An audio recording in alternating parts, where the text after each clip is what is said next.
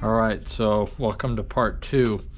I've replaced the center diff, changed it out in the first video, and demonstrated how to do that, along with some tips about how to diagnose certain failures in the differentials.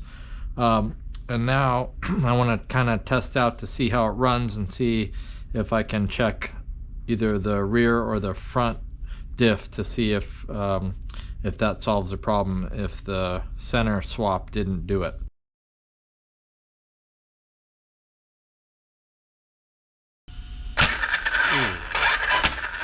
Yeah, so it's definitely still having that sound.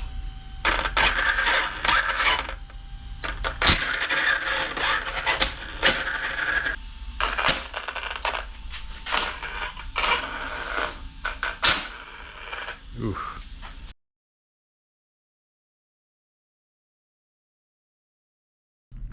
The front and the rear are very similar, so you can't go wrong sort of applying the same techniques.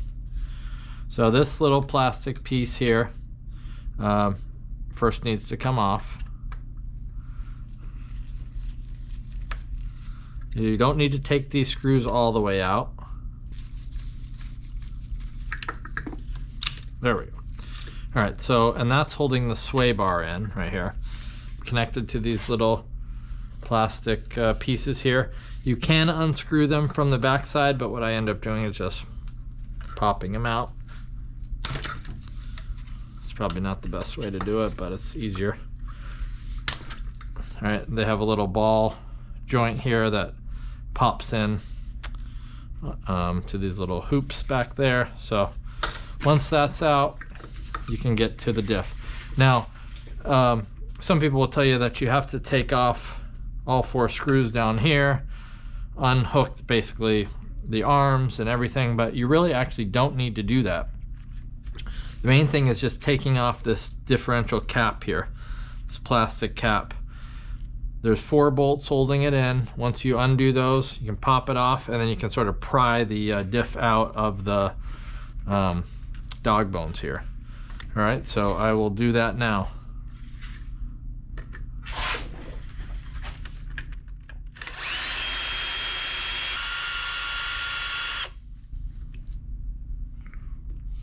All right, so all 4 of those screws are out, and what you should be able to do is, yep, just pop that right out. Nice and easy.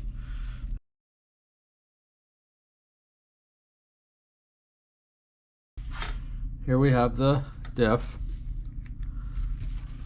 and all you need to do is pry it out of these 2 dog bones, sort of wedged in there.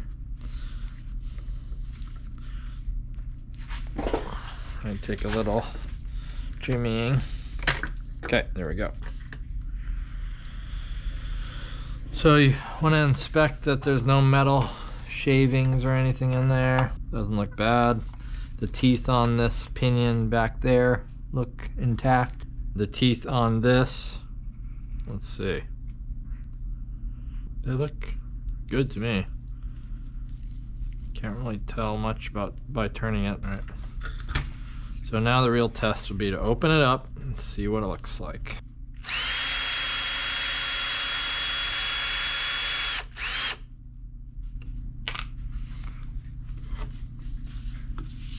All right, I'm gonna open it up. The oil's clean. I must have recently changed it. It's not too black or greasy. That looks unbroken. Now we'll take out the different parts inside and examine those. Sometimes you can tell right away, or there'll be a big chip out of one of them. That one looks fine. All right, those are good. Check this one.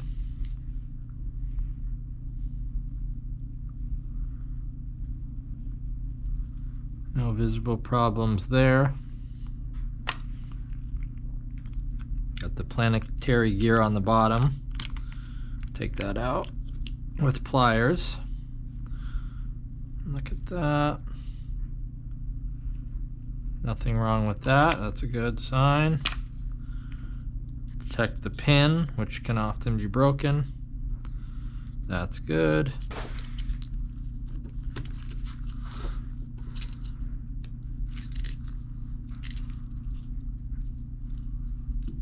All right.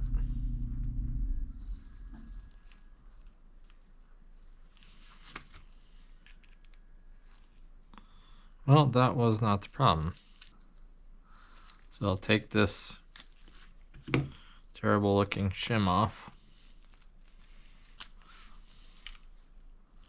Alright, so far there are no issues with this diff, so it's got to be the rear that's the problem. But like last time, while I'm at it, I'll use this opportunity to clean this, replace it with fresh oil, and in this case swap out this bearing here and see if I need to shim it at all. If anything's loose feeling, I can add a few shims, and then also add a new shim on the outside. Pop that off and get to the bearing. It also needs a shim here, actually. Some of the older models didn't come with one on the outside between the drive cup and the bearing, so I'm going to put one there too. Alright, so going to use these fast eddy bearings again, which I always use. They're really good, sealed bearings. That's the right match. And so, like I said, putting on a shim between the drive cup and the bearing will help. And you can just slide it on like this. Put the planetary gear back in. It should be sealed tight to the back. I've got new shims in there, so this is a little tighter. The drive cup doesn't wiggle around as much. Now I can put these inside pieces in with the little notch facing up, the notch in the center pin there.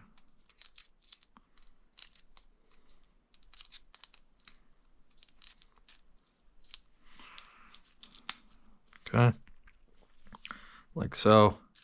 Then the other one goes in. You want these round, these side pieces, the round part should be facing down. They go in, the notch should be facing down as well to slide right into the one below it. And they should fit nice and snugly in there. Now I'll fill it up with some diff oil. I'm going to be using 20,000 weight in the front. Just seems to work well with my driving style for bashing. For this one I use 500,000 weight in the middle, 20,000 in the front, and 10,000 in the rear. You don't want to fill it up too much. That's a common mistake. So you'll kind of let it settle a little bit. 3/4 of the way full. So everything's nice and coated on there. And then I can seal it back up once I put this on. There should be no gap between the planetary gear and the spiral gear. If there is, that means it's not seated properly on that pin and won't fit together well, won't seal well. So it should click in and you will know it's in there. And then you just want to line it up. And it should fit snugly.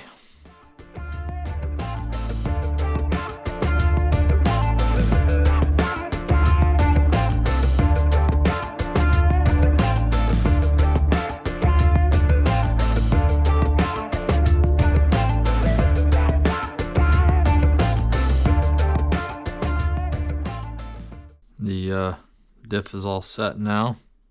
So the same way I got it back in, I need to sort of set up these two dog bones drive shafts by putting one end in here, back out this screw here. For newer model Kratons, you'd be unscrewing a pin on the back side here, but for this older one, it has a screw right in the front. Be careful you don't lose these little clips. But so here now I can just more easily fit that back in.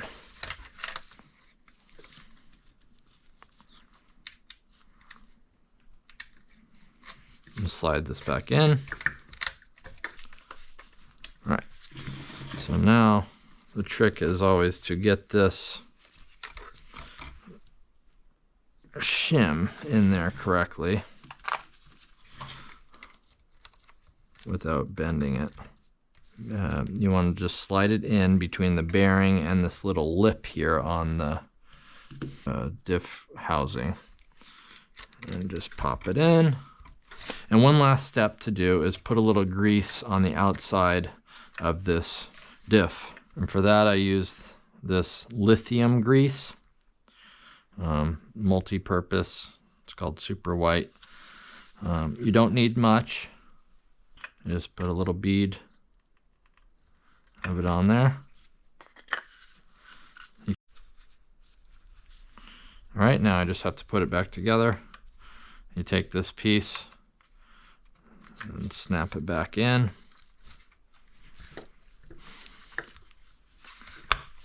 Okay, it should click in order to find that it's solidly latched in.